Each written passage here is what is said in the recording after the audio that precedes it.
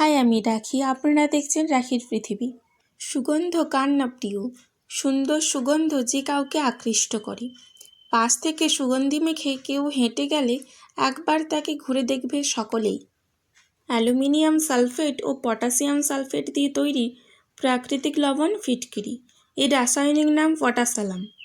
রং শুভ্র সাদা। ফিটকিরি কিন্তু বহু গুণে গুণান্বিত। বহু শতাব্দী ধরে এটি আয়ুর্বেদ শাস্ত্রে ব্যবহৃত হয়ে আসছে। ফিটকিরি মুখের দুর্গন্ধ দূর করতে পারে, জল জীবাণুমুক্ত করতে সাহায্য করে এবং বগলের দুর্গন্ধ দূর করতেও ফিটকিরি বেশ কার্যকরী ভূমিকা পালন করে। ফিটকিরিতে ঘাম কমানোর আশ্চর্য ক্ষমতা আছে। স্নানের পর ফিটকিরি বগলে ঘষে নিন, দেখবেন দুর্গন্ধ দূর হয়ে যাবে। মুখে দুর্গন্ধের জন্য অনেক সময় কর্মস্থলে বিব্রতকর পরিস্থিতির মধ্যে পড়তে হয়। তারা ফিটকিরি মিশ্রিত জল দিয়ে কুলকুচি করতে পারেন। 1 গ্লাস গরম জল 1 গ্রাম ফিটকিরি ও 1 চিমটে শিলালবণ যোগ করে ভালোভাবে গুলে নিন। এইভাবে কুলকুচি করতে পারেন। খাবার খাওয়ার পর খাওয়ার দাঁতের ফাঁকে জমে গিয়ে তা থেকে ব্যাকটেরিয়া তৈরি হতে পারে এবং দাঁতের মাড়ি ফুলে গিয়ে দাঁতের মাড়ি থেকে রক্তক্ষরণও হতে পারে।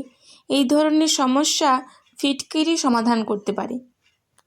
1 গ্রাম ফিটকিরি, 1 চিমটে দারুচিনি ও কিছুটা শিলালবণ মিশিয়ে পেস্ট তৈরি করে নিন।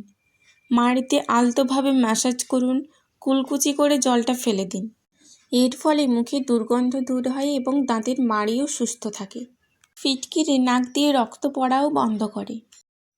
মুখে ঘা হলে ফিটকিরি লাগাতে পারেন। জ্বালা পোড়া হতে পারে, কিন্তু মুখের ঘা তাড়াতাড়ি শুকিয়ে যাবে। ভিডিওটি ভালো লাগলে একটি লাইক, ফলো এবং সাবস্ক্রাইব করবেন।